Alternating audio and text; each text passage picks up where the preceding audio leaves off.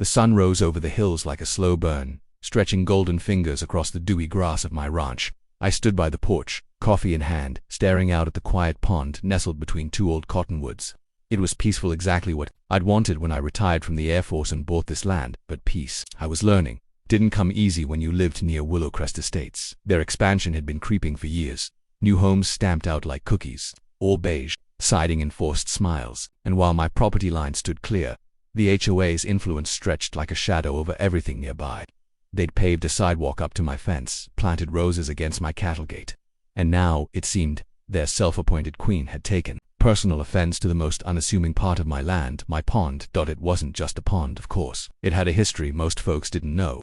In the 1960s, it was selected as a low-visibility site for unmanned aquatic drone recovery. The military used it on and off for decades, testing sonar equipment, submersibles, and surveillance tech. It was remote, secure, and I'd kept it that way. And then came her. I heard her before I saw her engine, whining tires crunching on gravel.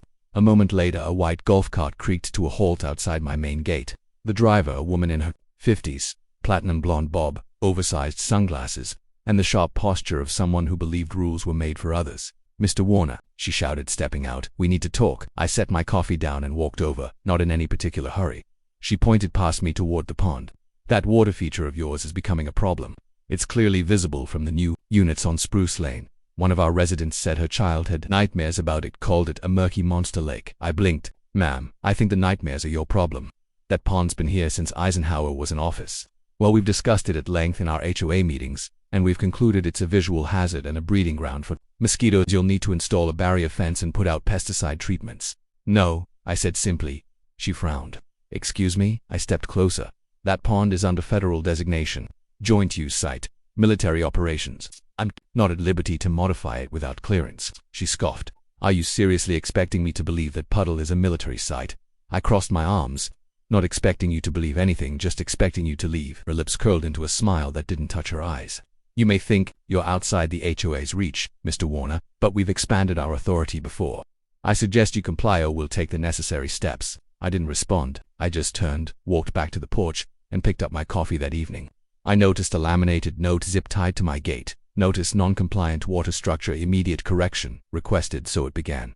Over the next few days, HOA in neon vests showed up at random intervals, snapping photos, jotting notes. One even brought a measuring tape, recording the pond's distance from the newly constructed homes. They couldn't touch me legally. My land was private, but they could harass, and they were good at that. Still, I didn't budge. I knew something. She didn't. That the pond wasn't just protected by property loot, was guarded by government clearance. If she pushed too hard, she wouldn't just be bothering a rancher. She'd be waking up the Pentagon. And I had the paperwork to prove it. So when I spotted her standing on the other side of the fence 2 mornings later, phone in hand, whispering urgently into the receiver, I knew exactly what she was doing, calling the cops. As I leaned against the porch railing, I couldn't help but smile. She had no idea what she'd just set in motion. The squad car arrived just past noon, kicking up dust as it rolled onto my gravel drive. A local deputy officer, Dawson, stepped out, hand resting casually on his belt. I recognized him. He was a good kid, used to come by during drills when I still ran security training for the reserve units. He tipped his hat. "Mr. Warner, mind if I have a word?" "Sure," I said, wiping my hands on a rag. I'd been oiling the tractor. "Let me guess this about the pond." He nodded, glancing toward it. "Got a call from someone in Willowcrest, claimed your pond is unauthorized and possibly contaminated. Said it poses a threat to children in the adjacent development." From behind the gate, a familiar shrill voice chimed in. "That's him. That's the man. You need to test that water. It's toxic green sludge and rusted metal. There could be snakes." Karen had parked her golf cart right outside the fence again, arms crossed like she was directing traffic at a crime scene. I sighed. "Officer Dawson, would you mind humoring me for a second?" He nodded. Double quotes, "See that, Doc?" I pointed to the narrow platform extending over the water. "There's a green equipment box at the base, has a small keypad. Yeah, use your badge to scan the panel, top right corner." Karen rolled her eyes. "This is absurd. He's bluffing. He probably built that junky box himself." But Dawson walked to it anyway. The moment his badge scanned, a faint click echoed by a small red light flashing, then green. A moment later, his shoulder radio buzzed. "Badge scan confirmed." A clipped voice announced, "Access site Tier 3 DoD operations. Civilian law enforcement to disengage unless provided federal clearance. Authorization ID, Sierra Echo 41. Dawson's eyes widened slightly. He stepped back and gave me a look, half apology, half disbelief. "Military site? he asked quietly. I nodded. Joint use since the Cold War, still used for tech recovery and drone testing. Nothing dangerous, but it's protected. Karen's face turned a blotchy red. This is a setup. You probably bribed someone. That pond is an eyesore, look at it. Officer Dawson approached the fence. Ma'am, I have no jurisdiction over a federal operations site, and unless you're cleared to access or inspect, I strongly advise you to stop your taking his side. After all the calls we've made to clean up this street, he held up a hand. You've filed 6 complaints in 2 weeks, all unsubstantiated. If you keep this up, you could be facing obstruction charges. Karen sputtered like an old radiator. This isn't over. You'll hear from our attorneys. She reversed her golf cart in a flurry of gravel and embarrassment, vanishing back down the hill. Dawson turned to me. I figured you had something up your sleeve. Didn't expect that, though. I chuckled. It's a quiet kind of protection. Doesn't stop her from poking the bear, though. He nodded once more, then left without another word. The silence after his departure was almost sweeter than the victory itself, but I knew Karen wasn't finished. She was the kind who thrived on control, and being told no wasn't just inconvenient, it was sacrilege. Sure enough, 2 mornings later, I got served with a letter from a local attorney's office, HOA backed. They were attempting to file a civil injunction demanding that I drain the pond for the safety and visual harmony of the Willowcrest community. I laughed out loud. What she didn't realize was, every step she took deeper into this fight pulled her closer to a line she shouldn't cross. A civilian HOA trying to override federal jurisdiction.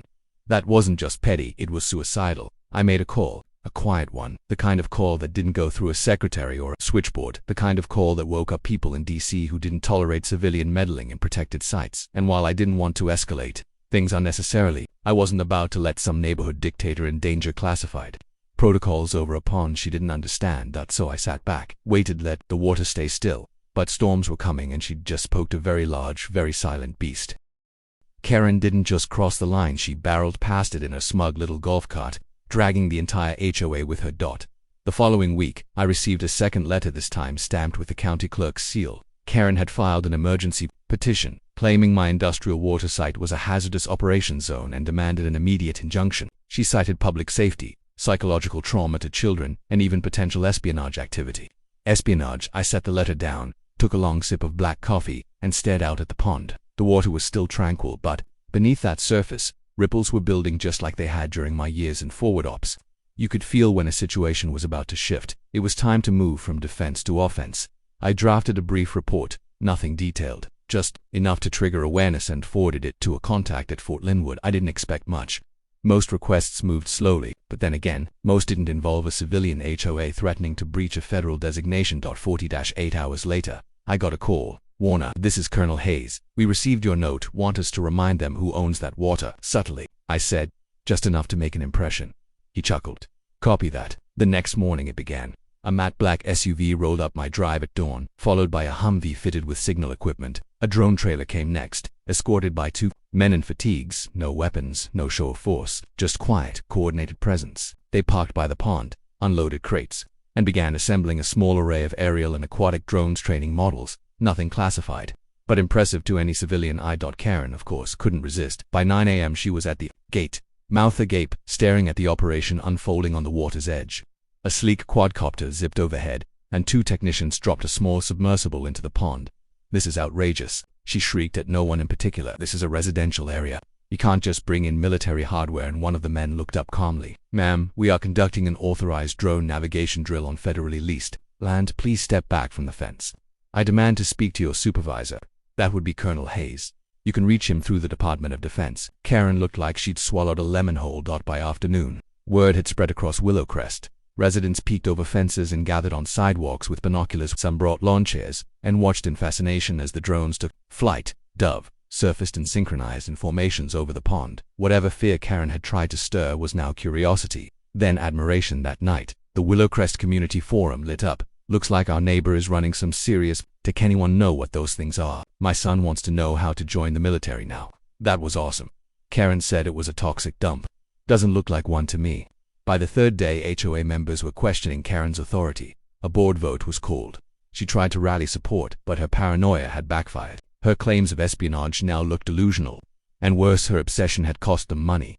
The HOA's legal fund had been drained filing complaints and hiring a lawyer who, it turned out, had no jurisdiction to sue the Department of Defense. Karen lost the vote unanimously. She stormed out of the meeting that night, red-faced and humiliated, pushing her golf cart faster than I thought possible for a battery-powered vehicle. I stood by the gate, watching the taillights fade into the dark. The tech team was packing up for the week, mission complete.